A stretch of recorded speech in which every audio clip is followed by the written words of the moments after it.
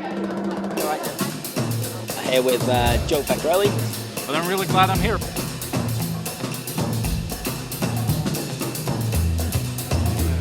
What was it that you wanted to get from the conference, and what is it, like, the key message that you want to send to people?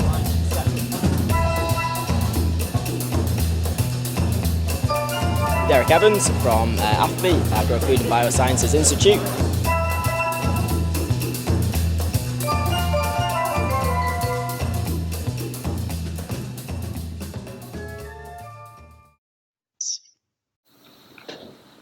Okay, sorry about that. Can you hear me now? Okay, great. So we put together fish passage systems for moving fish up over hydropower dams and barriers. And what I'm going to talk about is at least some of my opinion, or that innovation and technology can be very useful. Where Jack was mentioning at the beginning, simple is best, and with elver passage, I guess I would agree, our elver passage systems are fairly simple and straightforward, but where we may diverge is maybe on downstream eel, where data can be gathered using technology, and certainly some of our larger fish passage systems, which involve quite a bit of technology and equipment. But what you're looking at right there is a fish passage system for salmonids on the Columbia River in Washington State in the U.S., where we're from. This is what we call the passage portal, and it's a floating system for volitional entry, so fish can enter volitionally and be scanned, sorted, identified, data gathered, and passed all without handling or delay. This passage portal system that I'm talking about is, here's a land-based version of this, and this was up in Canada. This is one we're kind of proud of. It was when we moved thousands of salmon up around a barrier, a natural barrier. It was a big landslide on the Fraser River. But what I wanted to describe about the passage portal is that it's made up of a number of different components, and it's one of those components that I'm going to lead into that was actually used for downstream eel, that Steve will talk about. But that is our... Oh, sorry, I forgot about this slide. This is just, this was back at the Big Bar Canada site. I know it's not eel related, but this is kind of what our passage system, some of the views that it looks like, and on the lower corner you see the imagery that we get through our scanning system. So what I wanted to talk about with respect to the importance of innovation is that it's, at least to my mind, many people have heard that definition of insanity as being doing the same thing over and over and expecting a different result. And we've seen in the fisheries numbers or declines over many years and endangerment of not just eels but all kinds of fish species. For fish passage in general, a lot of the systems have been, we keep trying the same thing over and over, and that's why I really encourage embracing innovation and taking and utilizing technology. I mean, in my own lifetime, I've seen technology just go up and to the right. I remember when I was a kid, the phone was stuck to the wall with a cord. Now my phone is in my pocket and processes all kinds of information. But for fish, technological advancement, or the benefit of technology, has really been relatively flat. And that's why I encourage embracing technology where it's useful. To help fish and eels. And just by way of example of the point I was just making, what you see in the upper part in that old black and white photo in the upper corner is a fish ladder from maybe 125 years ago, and beneath it is a fish ladder from I think it's 2018. As you can see, it's a series of concrete steps. Not a lot has changed in over 100 years. You see the two trucks. The black and white photo is from 1961, and the color photo of the truck at the bottom is is from I think, 2018. Again, it's a truck. Not a lot has changed. And then the upper corner, this is on the Columbia River. This is how fish are still counted, with a person watching and making their best guess as to what went by the window through some murky water. Here again, technology can make it better. 5 minutes already? Okay, then I will hand this over to Steve, who will talk about our scanning system, which you see there. That's one of the components. The scanning system was used in Sweden, where we looked at downstream eel.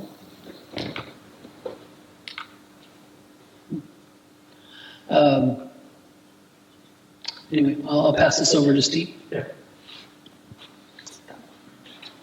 Which one? This one? On the right side. Yeah. So my name is Steve Dearden. I'm just going to talk for a few minutes about this particular deployment we did on the River Atran, which is on the southwest coast of Sweden, so kind of facing Denmark a little bit, near Gothenburg. We installed this scanner system. The setup at this particular hydro plant is kind of interesting because they've got a very long diagonal trash rack where they can divert eels and salmon coming downstream into a little flume that then the fish get dewatered. And what normally happens in the migration seasons is they get diverted into a holding tank, and then biologists come every day and count the fish through the tank, figure out how many fish are out migrating, and record the data. So we, this was, I think, 3 years ago, we reconfigured this a little bit and put one of our scanning systems in, so the fish went straight through and went through our scanning system so we could photograph them and count them and gather the data whenever they out-migrated, rather than holding them up for 24 hours for them to be inspected. So what our scanner system does, we send the fish down a dewatered slide, so there's a little bit of water just to give them the lubrication they need to slide through. We have 6 cameras that are arranged radially around the slide. 3 are infrared, 3 are visible light. We combine all the images. We take 18 images in about half a second. We combine all the images and then we process the images. And what we're able to do, this is some pictures. These are Atlantic salmon kelps. So they're out migrating, adults post-spawning, going back out the ocean. And obviously eel. Didn't see, I've got a copy up there. There you go.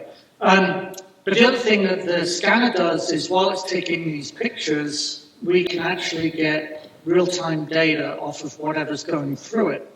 So we've got these cameras arranged radially, so we can actually build a little 3-dimensional model of the fish as it goes through the scanner, and we can assess girth and length and all the other good things. Why we want girth is because on our salmon transport systems, we have to figure out how to put a big fish in a big tube and a little fish in a little tube. So we're getting all this data in real time for every single fish that goes through the scanner.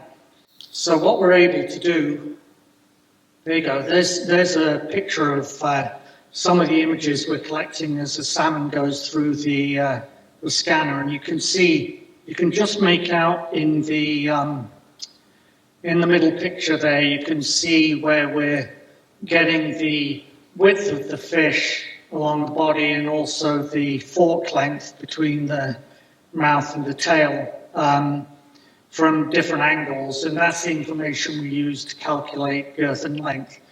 Once you've got girth and length, of course, you've also got a proxy for weight. So if you're trying to gather information like weight by we can approximate that for you without you actually having to capture the fish and do those measurements.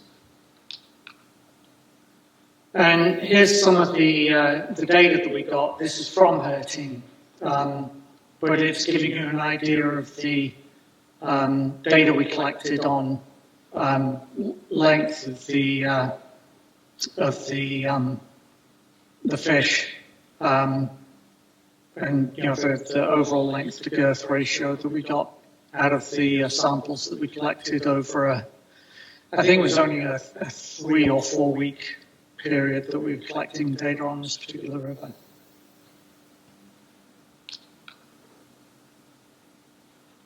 You want to go back? All right, I think I only have a minute or so left. I'm be real fast here. I guess from what Steve just described, you can see how technology can help, for example, with that dearth of data that people like Jack and Joe had mentioned is sometimes difficult to come by. But we do have simpler methods for upstream elver passage. This is what's called the switchback, which uses a substrate that our company has developed, and one of these is soon to be installed here in Scotland. There's one going in next week in Sweden. This one that you see is also in Sweden. We also make a system for eel collection. This is called the Elverator.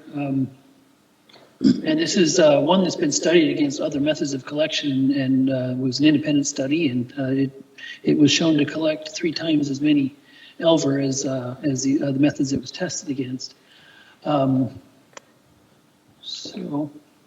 With that, I know I'm out of time, so I guess I'll just come back to that one point. Even though Jack and I may agree on the elver, simple is good, there are lots of areas where technology can be very helpful and it can benefit nature. So with that, I will go ahead and keep to my time, and we'll answer questions from here.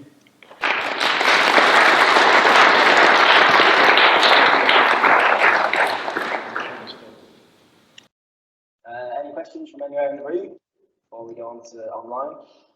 Joe? Yeah, please, thank you. I've got 2 questions. Can I ask them both? Okay, my first question is about Loch Ness, and I just wonder whether the fishery is dependent on stocking. So the harvest they're taking, is that dependent on stocking? Yeah, It is. there's no doubt that the amount of eels that are harvested in Loch Ness are more than what natural recruitment has brought. Okay. And we have tracked that and modelled that as well for that long-term data set. Yeah. It's, again, Pat mentioned them earlier. The forefather of the fishery, Father Kennedy, was a great character, but him and I would have discussed about the impacts or the contributions of stocking to the fishery, and we would speak to each other pretty bluntly. And I said, as good as a priest you are, you're not Jesus, and there's more eels coming out than went in. So it just came from stocking. It's just that simple. So yeah. Thank you. Thanks very much. Yeah, my second question is to Dan, and I wonder about so the biomonitoring you're doing. Do you also compare that with environmental data? So in other words, are the concentrations you're seeing reflected in the rivers, or is it reflection of the kind of trophic ability to accumulate nasty pollutants? Yeah, thanks for the question. I don't know if I should have a microphone, but I could just speak loudly. All right, thank you. Yeah, so that's something we did try and look at. So we looked at what we were finding in sediment, but also what we were finding in water, because analytical techniques have improved a lot, and we can see some of these very hydrophobic, persistent chemicals in water as well.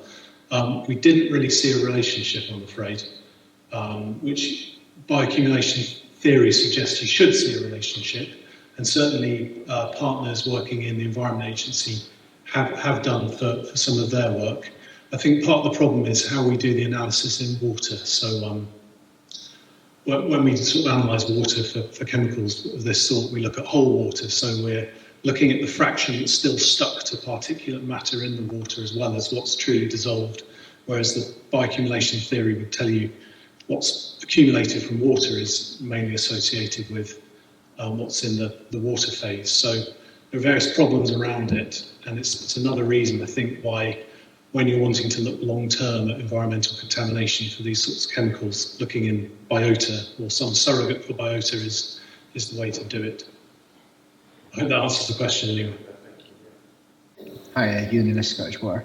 The gentleman from Whoosh, I'm sorry I didn't get your name. The switchback elverpass you presented there, is that effectively for where you have quite a high vertical weir that you can't build a more traditional flowing pass over, and is there a height maximum that sort of thing could be effective for?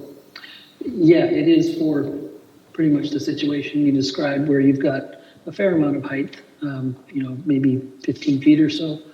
One of the things that we did in developing this innovation is to make these systems kind of portable and modular, so it can be constructed to the height that's needed with modular sections, which is also useful too. And Jack had mentioned earlier how there's a number of weirs that are really not needed, but you still need to get fish over them and get the elver up.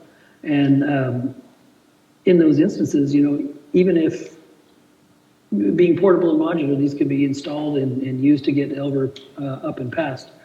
But if the weir is then maybe 5 years later to determine this should come out, well, that system can be moved elsewhere.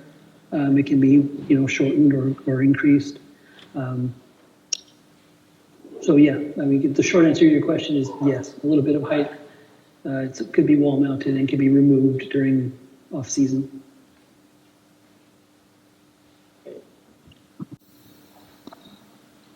Thank you. Just further to the question posed to Derek about restocking Loch Ness, there's no doubt that we are reliant on the stocking programme that we have. I suppose we're being fortunate in having the finances to do that over an extended period of time.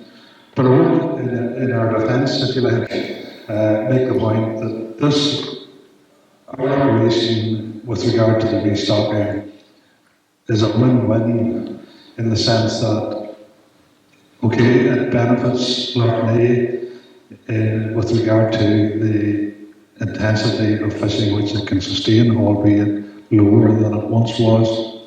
But alongside that, you need to consider the fact that we have a proven escapement record for Loch Ness of hopefully healthy fish, which will be contributing to water systems all around Europe. Perchance some of them may have come back to Loch Ness. So I think in this instance, Derek's quite correct in what he said, but we need to see that within the context of the bigger and wider picture. Thank you. Any more questions in the room? Happy from the left side, anyway. Okay, so you can join me for thanking all speakers in this session as well.